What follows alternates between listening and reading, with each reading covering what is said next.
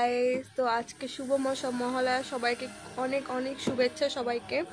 তো আজকে মহালয়ার কিছুদিন পরে পুজো, মানে একদম পুরো বাড়ির সামনে চলে এসছে পুজোটা। তো আজ এক জায়গায় যাবো, তো তোমাদের সাথে সেটা শেয়ার করবো আমি কোথায় যাচ্ছি। তো আমি যেখানে কাজ করি তো সেখান থেকে সব কলিগরা মিলে আমরা সবাই এক জায়গায় লাঞ্চ করতে যাব। তো কোথায় সেটা আমার তোমাদেরকে জানাবো। তো চলো পুরো ভিডিওটা দেখতে থাকো আর স্কিপ না করে চলো।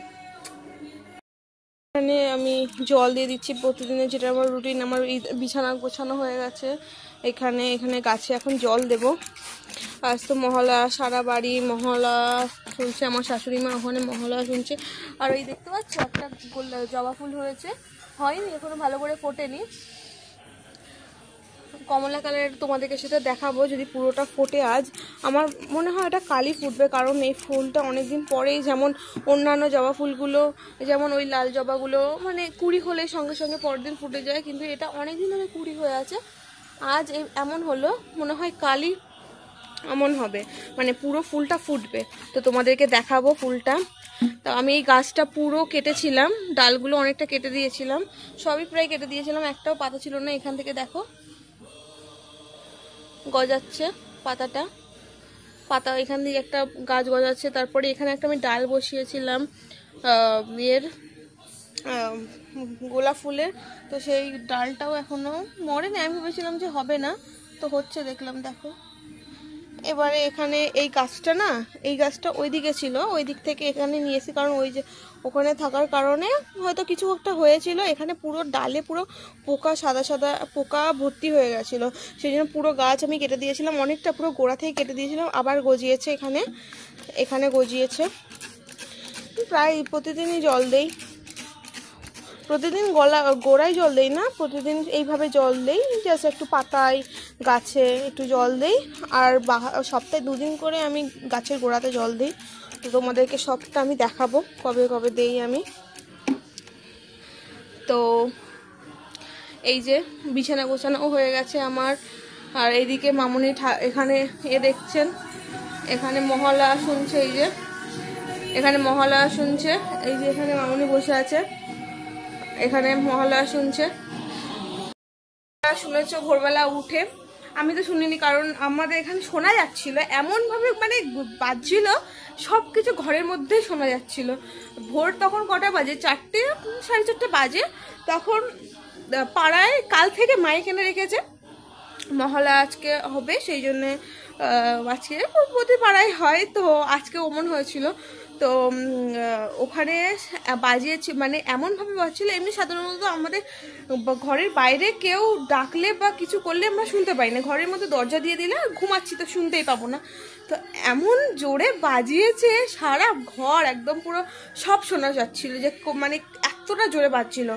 তো তোমাদের ওখানে মহালয়া ভোরবেলা করে মানে বাজে, তোমরা কে কে মহালয়া শুনেছো আজ, তো সবটা তোমরা কমেন্ট করো।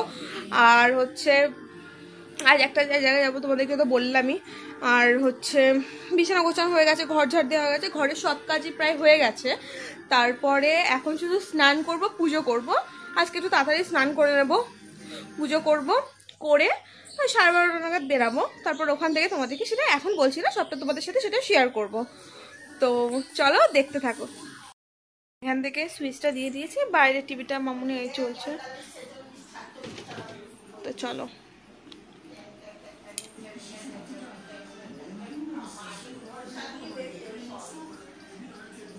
তো হচ্ছে না কেন মামুনি বসে আছে, যেখানে এই যে বাবা, ওই যে ঠামা। তো এই যে এই টপটা পরবো আর এই জিন্সটা পরবো, চলো রেডি হয়ে নেই। দেখো রেডি হয়ে গেছি পুরো, এবারে যাবো। তো চলো, আমরা চলে এসেছি বারাসাতে প্রিন্স হোটেলে। এটা হচ্ছে বারাসাত লরি স্ট্যান্ডের ওখানে একটা হোটেল। তো আমরা সবাই মিলে চলে এসেছিলাম, তো সেখানে গিয়ে খুব মজা হয়েছে, খুব আনন্দ হয়েছে। তো বাড়ি যাওয়ার সময় দেখো কত সুন্দর একটা, মানে জায়গাটা খুবই সুন্দর ছিল। আমরা দাঁড়িয়েও ছিলাম একটুখানি, একটু দাঁড়িয়েছিলাম, খাওয়া টাওয়া খাচ্ছিলাম, মজা করছিলাম সবাই। তো আমি সেগুলো ভিডিও করতে পারিনি কারণ এতটাই আমরা এনজয় করছিলাম। তো দেখো কত সুন্দর লাগছে জায়গাটা। আমি আর থাকতে পারিনি, আর ওই জামা কাপড় পরে আমি জামা কাপড় খুলে নিয়েছি, বাড়ি চলে এসেছি। অনেক এসে চেঞ্জ করে নিয়ে তো খিদে পেয়েছে খুব, অনেকক্ষণ খেয়েছিলাম। তো তার মধ্যে তোমাদেরকে আমি ভিডিও করতে পারিনি কারণ আমরা এতটা এনজয় করছিলাম। তো তখন সকালবেলা তো দেখলে যে ঠাম্মা এসেছিলো, তো ঠাম্মা এই যে ক্রিম রোল দিয়ে গেছে, এই যে ক্রিম রোল খাবো এখন। তো আজকের মতো এটুকুই। তোমরা জানিও তোমাদের এই ভিডিওটা দেখে কেমন লেগেছে। তো সবাই একটু আমাকে সাপোর্ট করো, আর লাইক কমেন্ট শেয়ার করতে ভুলো না। তো আজকের মতো টাটা, শুভরাত্রি।